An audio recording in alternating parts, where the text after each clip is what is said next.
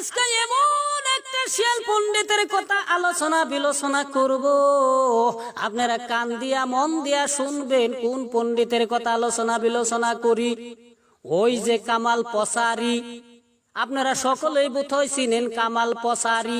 ও নিজেরে নিজে দাবি করে কামাল আজারি, কিন্তু আমরা সকলে জানি ও একটা জাইরার গড়ের আসারি। ঠিক না বা ঠিক?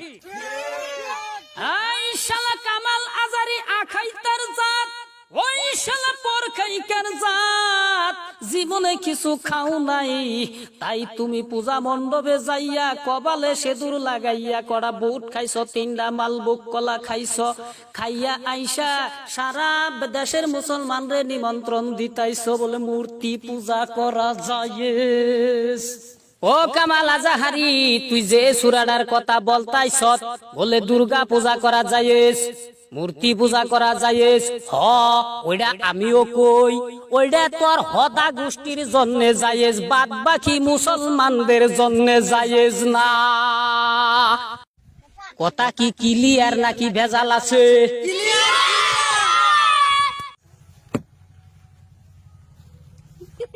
এই আমার যুবক ভাইরা, ও আমার যুবক ভাইরা গো, তোমরা একটা দিক লক্ষ্য করে রাখো।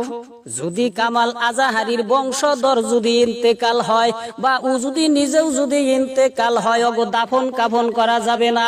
অগো কান্দে কইরা শ্মশানে চিতা খুলায় পুরা লাগবে। ঠিক কইছি না নাই?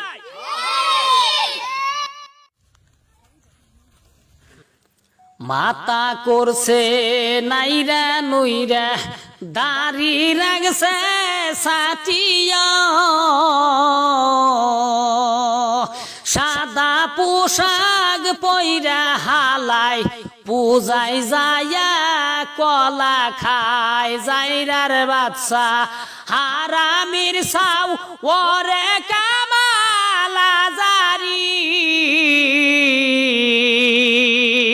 বাপে পুষে খাও নাই কলা, তাইতে তুমি পূজায় যাও। জাইরার বাদশা হারামির সাও।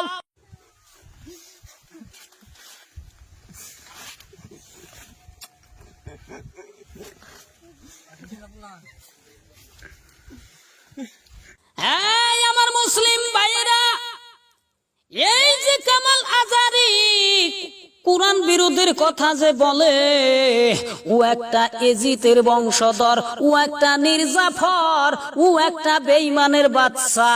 আমার মনে কিন্তু সন্দেহ হয় ও বোধহয় ওর বাপের জন্ম নয়, মনে কিন্তু এওটা সন্দেহ হয় ও একটা বেজির সন্তান।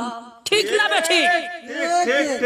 আমি কিন্তু কোন ধর্মের বিরুদ্ধে কথা বলি না, কোন ধর্মকে ছোট করি না, আমি কোন ধর্মরে অপমান করি না, কিন্তু আমার কোরআনের বিরুদ্ধে যে জাইরার বাদশাই বলবো, তার কিন্তু চাপার দাঁত চাপাই থাকবো না।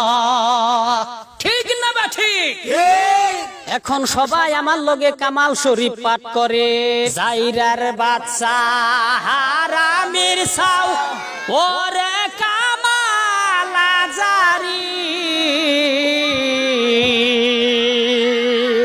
সাদা পোশাক পইরা হালায় কেমনে পূজার কলা খাইলি। জাইরার বাদশা হারামির সাও। ও আমার ভাইয়েরা, যদি ভিডিওটা যদি ভালো লাগে তাইলে একটা শেয়ার করেন, ছোট্ট করে একটা কমেন্ট করেন, আর পারেন যদি একটা লাইক দিয়েন।